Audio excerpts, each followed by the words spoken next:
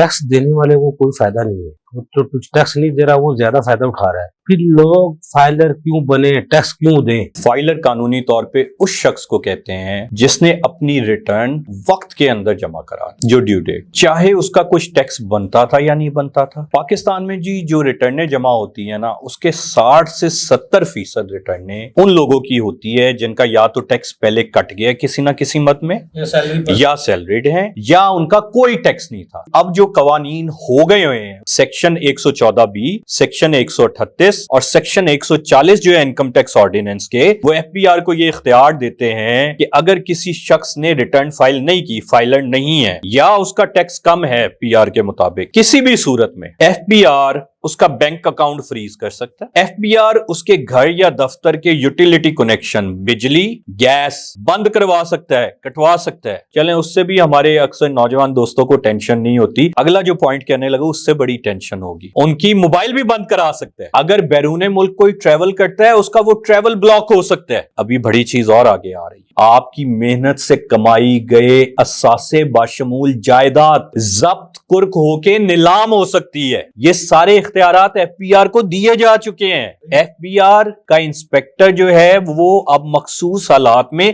Arrest भी कर सकता है।